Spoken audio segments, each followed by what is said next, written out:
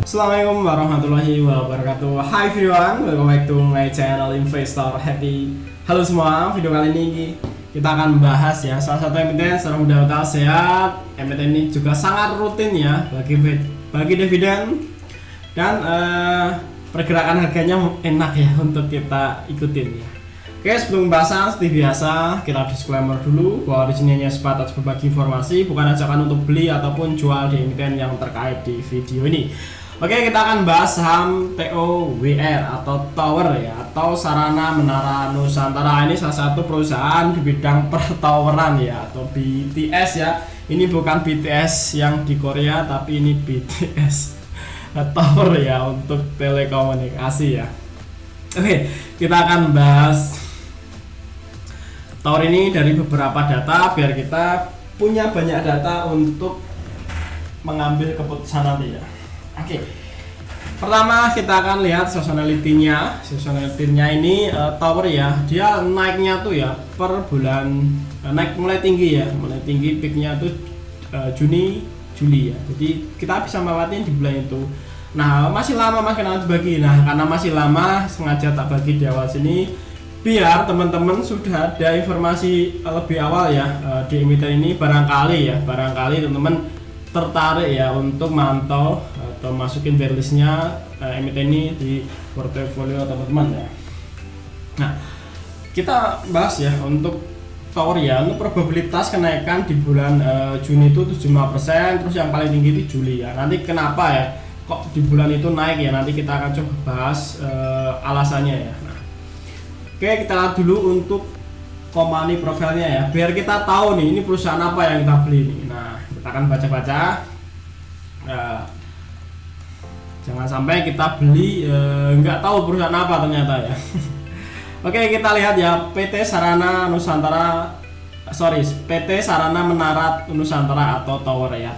Ini perusahaan yang fokus, berarti perusahaan yang spesialisasi dalam perusahaan pengoperasian lokasi menara ya. Ini perusahaan tower lah ya, menara-menara. Mungkin di dekat rumah teman ada tower ya, pemancar sinyal lah istilahnya orang-orang desa menyebutnya ya. Nah ini salah satu perusahaannya beli ini ya, core bisnisnya ini. Nah ini salah satu pelanggannya ya. Ini ada Telkomsel, ada Excel, ada Indosat, I3E, Telkom Flexi, Exia, Smartfren, dan masih banyak ya. Ini customernya. Nah jadi bukan berarti satu tower itu milik satu seluler, enggak ya, bisa beberapa seluler ya. Misalnya tower A itu bisa numpang beberapa seluler. Nah kita akan bahas untuk shareholdernya yang di atas 5% ya.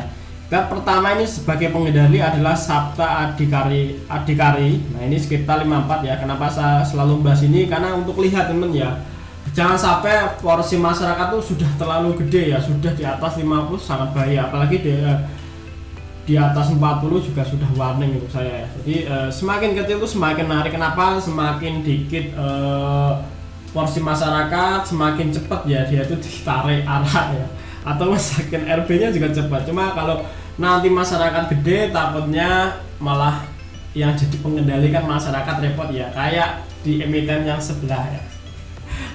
Oke, kita bahas ya, untuk sesi masyarakat ini masih sekitar 37, mendekati warning ya 40 ya, masih 37. Itu berikutnya ada Dwi Mura Investama, ini sekitar 5% ya, ini baru masuk ya, ini baru masuk di 2022 menurut saya ya. Nah ada treasurnya juga ya, ini sebenarnya saham-saham treasure ini menarik ya. Kenapa? Biasanya kalau dia mau ngeluarin treasurnya tuh bahkan dikerek naik dulu ya, nggak mungkin ya dijual murah biasanya ya. Cuma ini kita nggak tahu treasurnya dikeluarin kapan ya, tapi ini dimasukin note aja ya, barangkali nanti ada pengumuman treasurnya mau di ini. Nah ini dari segi pegang saham masih aman teman-teman ya, masyarakat masih di bawah 40%.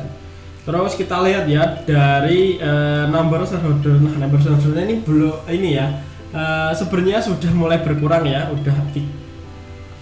bahkan dari September tahun lalu ya, ini sudah mulai berkurang.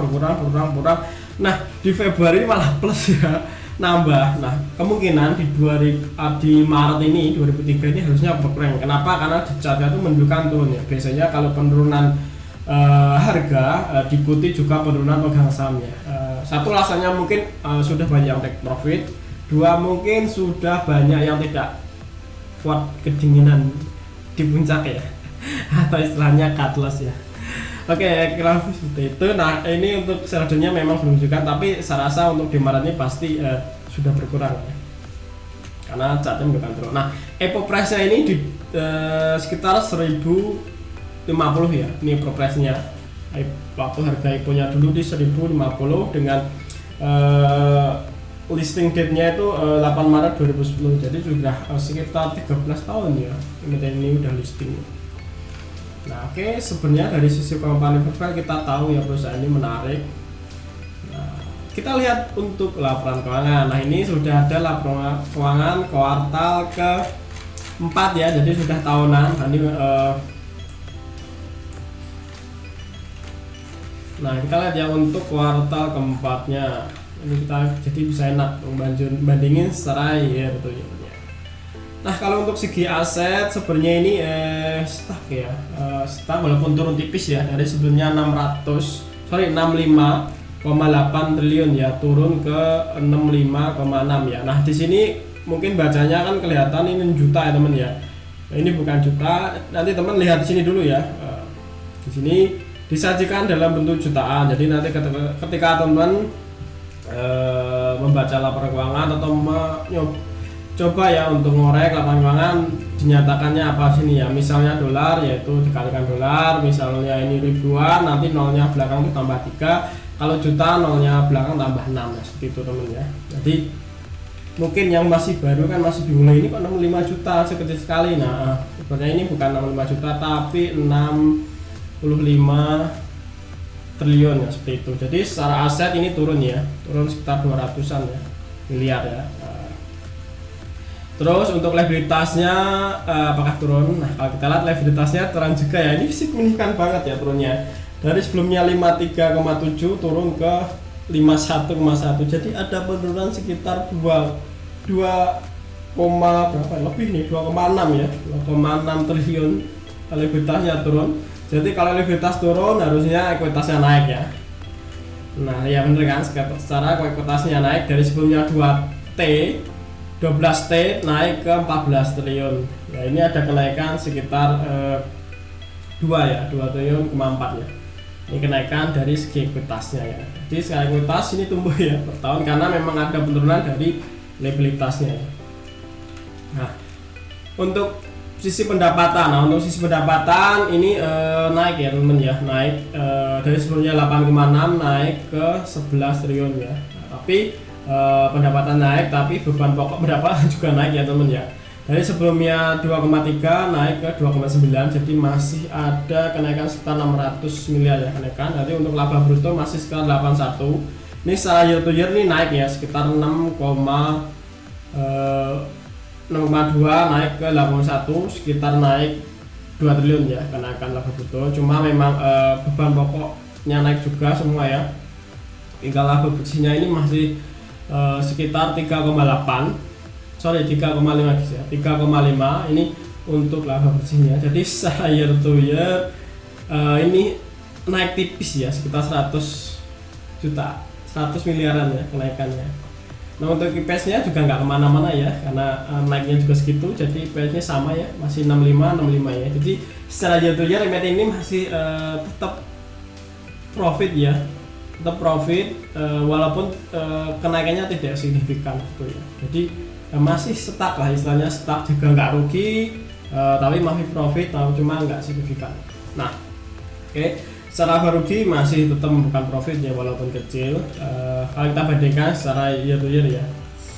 Nah, untuk operasional, untuk cash flow operasional juga masih aman ya, bahkan naik ya dari sebelumnya 0,1 T naik ke 8,8 ya, 8 triliun. Oke, secara fundamental aman guys ya.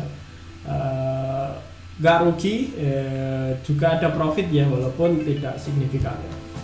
Nah, oke, kita lihat ya, harusnya laporan keuangannya sama ya, stock harusnya harganya juga sama ya.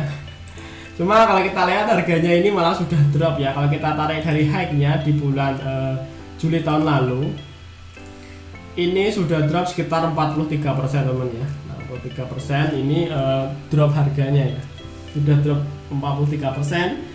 Sebenarnya harganya saat ini sudah mendekati ya, atau bahkan sudah mantul dari area demand-nya ya. Nah, ini dari tahun lalu ini menjadi area demand ya, bahkan sudah 3 tahun lalu dari 2010. Ini semenjak drop waktu COVID ya, setelah itu dia rebound naik. Nah di area sini ya demand-nya sempat naik gini, terus turun, mantul area demand, naik lagi. Nah ini sudah teruji sekitar 2 tahunan ya teman-teman. Bahkan kalau kita tarik dari Maret ya, ini sudah 3 tahun ya. Support demand area ini ya cukup kuat ya. Bahkan ini secara kalau seandainya nanti performanya sama ya, harganya itu sama dengan fundamental ya, karena di 2001 pernah sampai di area sini dengan peaknya di area waktu Juli itu pernah sampai 1600-an. Ini kalau kita tarik dari 1900-an tuh masih ada potensi. Dari sini ke sini masih ada sekitar 70-an persen teman ya, masih cukup tinggi, banyak ya. Nah seperti itu ya. Nah kita akan coba bahas ya untuk seasonality-nya, kenapa di bulan Juni Juli kok naik ya. Nah kita bahas ya, ini yang kalau kita lihat di bulan Juni itu masih ada loss 1 ya, cuma kalau di bulan Juli itu benar-benar 100% naik ya. Nah di sini tercermin sebenarnya ya, kenapa di bulan Juli itu naik.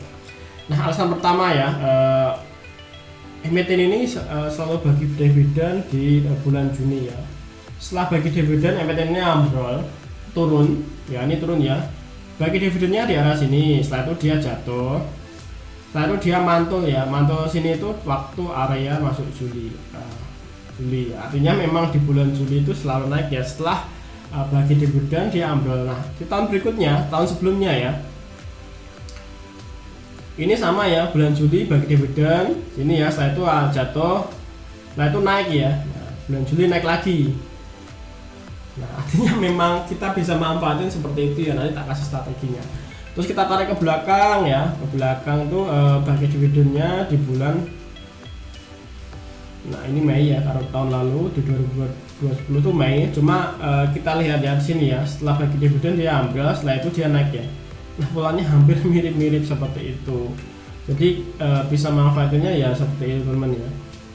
Dan semoga nanti sama ya, maksudnya sama ya, bagi dividennya masih tetap bagi dividen dan masih di bulan Juli juga, jadi kita bisa manfaatin ya. Nah strateginya gimana? Nah strateginya ini seperti yang kita tunjukkan dari seasonality-nya, bahwa di bulan Juli itu probabilitasnya naik itu 100%, artinya kita bisa manfaatin dari data ini ya. Nah, pertama ya, strateginya teman beli di demand area sini. Ketika dia jebol area sini ya, di area sini kita out ya. Ini kalau kita tarik sebenarnya agak panjangan dikit. Nah ini jadi supportnya ya, di area 800. Bentar.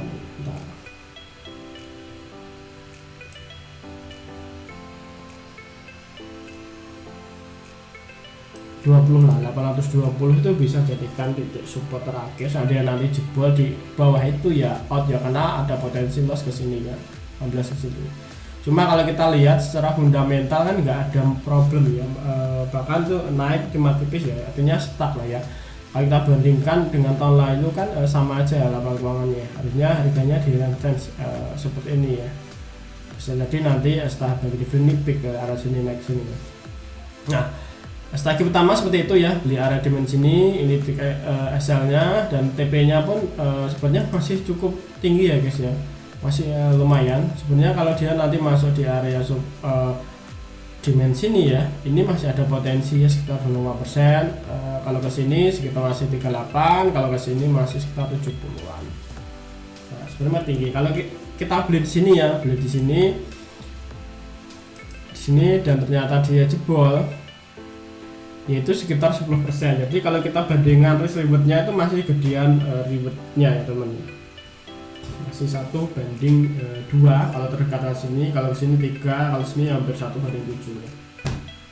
Nah itu strategi pertama. Terus strategi kedua gimana? Strategi kedua beli setelah bagi dividen.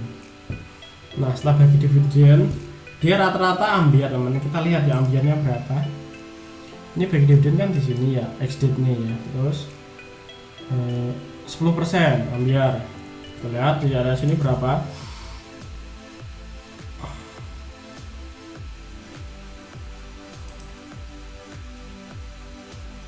Sama ya, mendekati 10% teman ya. Ya 10%. Rata-rata setelah estate-nya itu diambar 10% teman-teman. 10% ambiarnya. Jadi bisa seperti itu ya. Setelah estate dividen dia akan jatuh. Setelah ada pembaikan arah ya kita beli. Nah, karena emiten ini ketika dia mantul atau setelah dia pembalikan arah dari turunnya, dia tuh naiknya nggak satu kali ya, beberapa kali. Jadi kita bisa manfaatin itu. Teman-teman nanti untuk jangka pendek bisa aja seperti itu, yang ambil 100% bisa. Karena rata-rata seperti itu teman-teman. Nah, kan nih lihat ya. Ketika dia jatuh ya, setelah dia tuh balik, ini naiknya terus ya. Beberapa kali sini, walaupun ini pendek ya, ini juga sama, hampir beberapa kali baru naik. Jadi ada 3 kali ya. Jadi bisa dimanfaatin seperti itu. Nah, dua strateginya seperti itu. Kalau menurut saya, kalau kita boleh berhalusinasi, kemungkinan nanti akan ini ya, naiknya seperti ini dulu. Mungkin area sini akan koreksi dikit. Ya, saat di sini mungkin akan mantap lagi, terus naik peaknya sini ya di bulan Juli nanti. Nah, ini kepanjangan ya, harusnya bulan Juli itu di sini. Kemungkinan nanti seperti ini guys. Karena bulan Julinya di area sini.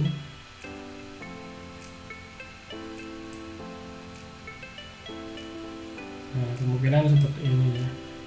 Nanti Juli akan naik ya, kemungkinan guys ya, masih kemungkinan, nggak tahu ya nanti market akan seperti apa. Yang pasti secara fundamental sehat dan ini juga sangat rutin bagi dividen. Oke, kurang lebih seperti itu untuk berbagi informasi ya atau analisa dari saham TOWR ya. Kalau teman-teman ada pertanyaan ataupun request materi, silahkan aja tulis di kolom komentar. Nanti kalau saya bisa akan coba bantu jawab ya. Oke, terima kasih semua yang sudah nonton video ini. Sampai ketemu di video berikutnya. Happy cuan and happy investor. Bye bye.